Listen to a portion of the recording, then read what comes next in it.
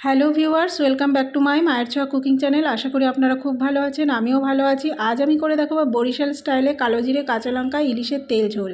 দুর্দান্ত স্বাদের রান্নাটা গরম গরম ভাতে কিন্তু অসাধারণ লাগে। আমি মিলি মজুমদার আবারও হাজির হয়ে গেলাম আপনাদের সামনে। চলুন রান্নাঘরে চলে যাই। একটা থালায় বেশ কিছুটা ইলিশ মাছ একদম পরিষ্কার করে ধুয়ে জল ঝরিয়ে নিয়ে নিয়েছি। আমি এখানে লেজা মাথা সমেত রান্নাটা করে দেখাবো। আপনারা চাইলে শুধু মাছ দিয়েও রান্নাটা করে নিতে পারেন। দিচ্ছি স্বাদ অনুযায়ী লবণ, কালারের জন্য হলুদ, আর ঝালের জন্য একটু শুকনো লঙ্কার গুঁড়ো দিয়ে ভালো করে একটু মাছটা মিশিয়ে নিতে হবে। যারা এই মুহূর্তে আমার ভিডিওটা দেখছেন, একটা লাইক করে ভিডিওটা কন্টিনিউ করুন। আপনাদের একটা লাইক পরবর্তী ভিডিও বানাতে আমাকে অনেকটা উৎসাহ দেয়। প্লিজ পুরো ভিডিওটা আমার সাথে থাকবেন। হাত দিয়ে ভালো করে ঘষে ঘষে মাখিয়ে নিতে হবে। তারপরে 10 মিনিট আমি রেখে দেবো। 10 মিনিট বাদে রান্নায় চলে আসবো। তাতে কী হবে, মাছের মধ্যে লবণটা ভালো করে ঢুকে যাবে, খেতে কিন্তু খুব ভালো হয়। তো হয়ে গেছে, এরপর আমি 10 মিনিট রেখে দেবো। চলুন পরের স্টেপে চলে যাই। একটা বাটি নিয়ে নিয়েছি, বাটিতে আমি 2 চা চামচ চালের গুঁড়ো নিয়ে নিলাম। নিয়ে একটু ঠান্ডা জল দিয়ে চালের গুঁড়োটাকে ভালো করে মিশিয়ে নিতে হবে। কোথাও যেন দানা দানা হয়ে না থাকে, একটু ভালো করে মিশিয়ে নিতে হবে। রান্নাতে আমার কাজে লাগবে, পুরোটা দেবো না, অল্প সামান্য লাগবে কাজে। তো হয়ে গেছে, একটু সাইড করে রেখে দিলাম। 10 মিনিট হয়ে গেছে। গ্যাস ধরে গ্যাসে কড়াই বসিয়ে বেশ কিছুটা সর্ষের তেল দিচ্ছি। রান্নাটা অবশ্যই কিন্তু সর্ষের তেলে করতে হবে। তেলটা ভালো করে গরম করে কালো জিরে আর 7-8টা চেরা কাঁচা লঙ্কা দিয়ে দিলাম।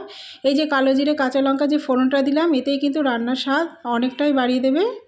দিয়ে দেবো হাফ মাছ, দিয়ে এবার উষম গরম জল এর মধ্যে অ্যাড করব। খুবই সিম্পল সাধারণ রান্না, খেতে কিন্তু অসাধারণ লাগে। আর এমনিতে ইলিশ মাছে তেমন তো মশলাপাতি লাগেও না। তো বাকি মাছটা দিয়ে দিলাম। দিয়ে আবারও একটুখানি দেবো কালারের জন্য হলুদ, ঝালের জন্য শুকনো লঙ্কার গুঁড়ো, আর দেবো স্বাদ অনুযায়ী লবণ। দিয়ে ভালো করে একটু মিশিয়ে নিয়ে ফুটতে দিতে হবে গ্যাসটা হাইতে দিয়ে। ফুটে উঠেছে, 10 মিনিটের জন্য ঢাকা চাপা দিয়ে রাখবো। 10 মিনিট পর রান্নায় ফিরে আসছি। 10 মিনিট পর ঢাকনা খুলে দিলাম। দেখুন, এরপর আমি কালো জিরে বেটে রেখেছি, সেটাই দিয়ে দেবো। তো 1 চামচ কালো জিরে বাটা এর মধ্যে অ্যাড করলাম। মশলা বলতে এটাই, আর কিন্তু কিছু তেমন মশলা এখানে অ্যাড করব না। আবারও ঢাকা দিয়ে রেখে দেবো 5 মিনিটের জন্য। 5 মিনিট বাদে ঢাকনা খুলে দিয়েছি। দেখুন অলমোস্ট আমার হয়ে গেছে। এরপরে আমি যে চালের গুঁড়োর ঘোলটা করে রেখেছিলাম সেটার মধ্যে অ্যাড করে দিচ্ছি 4 চা চামচ। খুব পাতলা ঝোলটা হয়, তো তাই এই চালের গুঁড়োর ঘোলটা দিলে ঝোলটা কিন্তু খেতে খুব ভালো হয়।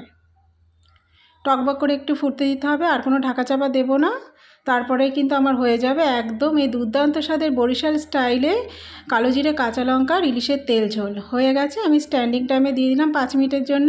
5 মিনিট বাদে আমি ঢেলে নিলাম পরিবেশনের জন্য। তো একদিন এইভাবে করে দেখুন, আশা করি আপনাদের ভীষণ ভালো লাগবে। দেখতে যত সুন্দর হয়েছে, খেতেও কিন্তু অসাধারণ হয়। গরম গরম ভাতে কিন্তু খুব ভালো খেতে হয়। একদিন এইভাবে করে আপনাদের মূল্যবান মতামতটা আমার কমেন্ট বক্সে জানাতে ভুলবেন না। একটা লাইক শেয়ার করে দেবেন। যারা ফেসবুক পেজ থেকে দেখছেন পেজটা ফলো করবেন। ইউটিউব থেকে যারা দেখছেন চ্যানেলটা সাবস্ক্রাইব করে দেবেন যারা নতুন আছেন। আর পাশে থাকা বেল আইকনটি প্রেস করে দেবেন, তাহলে আমার আপলোড হওয়া নতুন ভিডিও নোটিফিকেশান সবার আগে আপনাদের কাছে পৌঁছে যাবে। সুস্থ থাকবেন, ভালো থাকবেন। দেখা হবে অন্য কোনো দিন অন্য কোনো ভিডিওতে। Thanks for watching my video.